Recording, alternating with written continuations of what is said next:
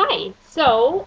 Today I'm going to do Schubros Diablo Dark, and I'm excited about this because this is going to be part of my local brewery tour. So Schubros is in San Ramon, just a couple cities away from me, and this is called a complex layered stout. So I have it categorized with BJCP as 13E American Stout. So this should be exciting. I love stouts. Um, Should have gotten all my stuff arranged here.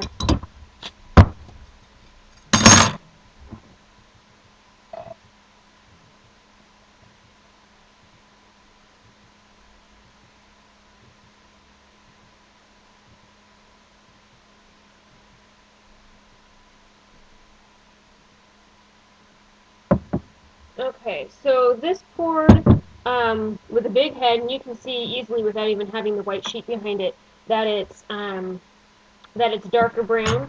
I'll put it there just in case this lighting is awful. I apologize. But the head is thick and kind of a brown color. It's also not it. It has some staying power, so we can sculpt it like mousse, I suppose. So aroma.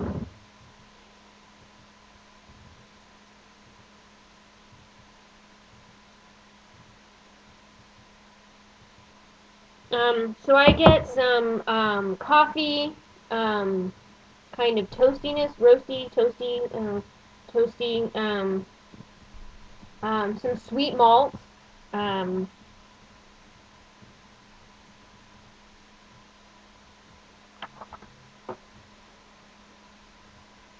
and dip my nose in.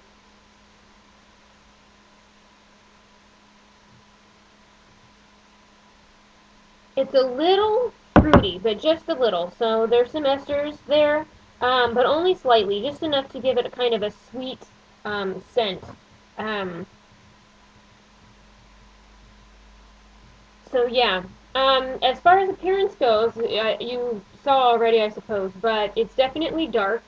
Where's my hand? Oh gosh, okay.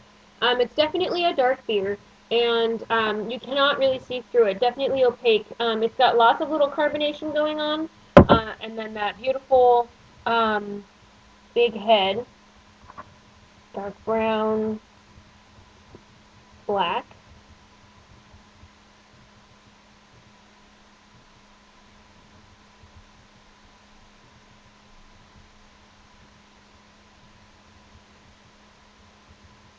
Little carb bubbles.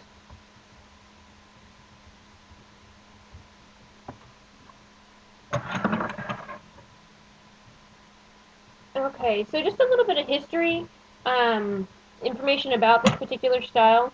Um, there are stouts in this category. There's a couple different subcategories, and they include, oops, where is it? They include in the stouts dry stout, sweet stout, oatmeal stout, foreign extra stout, American stout, and Russian imperial stout. So the dry stout is like an Irish dry stout, like Guinness. The foreign extra stout, also made by Guinness, is the one that's not is the stout that they export that's not nitrous capped. Sweet stout is like a milk stout. Oatmeal stout, obviously made with oatmeal. The Russian Imperial is the one that was sent to the Russian Imperial Court that has a little bit more malt and hops to it, higher alcohol content. So for the American Stout, um, the breweries express individuality through varying the roasted malt profile, malt sweetness, and flavor. The amount of finishing hop used generally has bolder roasted malt flavors and hopping than traditional stouts, with the exception of the imperial stout. And so, as we see in a lot of American style beers, the flavor profiles are usually big. And so, without making it an imperial stout, that's what makes it American. So it's going to have the big, bold American hops with that piney kind of resiny, citrusy hopness. But since the stout relying a lot on its malt character, it's going to be pretty well balanced. Is my guess. But let's get in there and see how it turns out.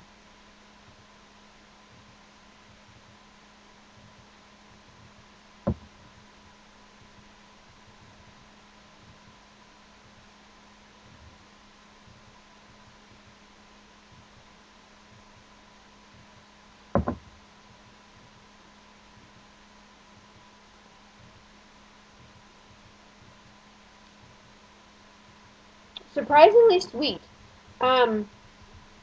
It has like a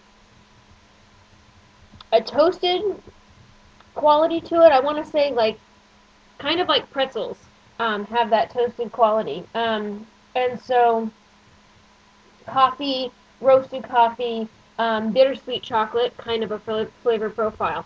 Toasted, and I'm going to put pretzels.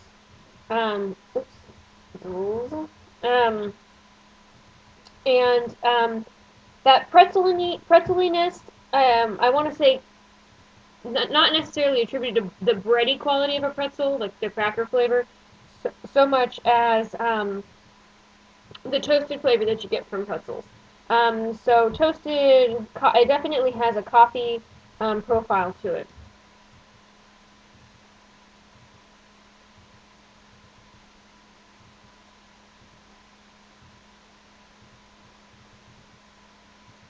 This is a really great beer. I really like it.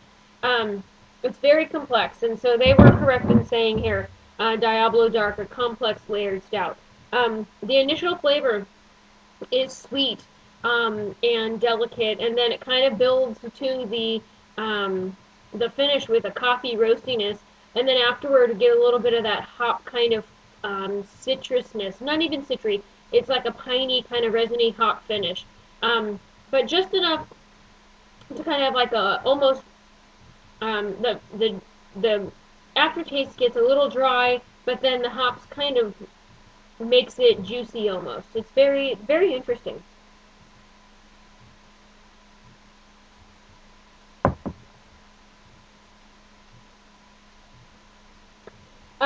The mouthfeel on this, it's not full, like I would expect necessarily from, um, like super full, like I would expect from a stout. It's more of a, it's lighter than that, so I guess that makes it medium.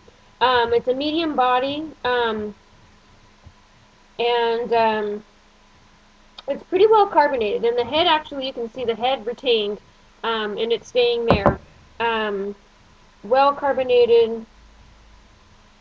Um, it has a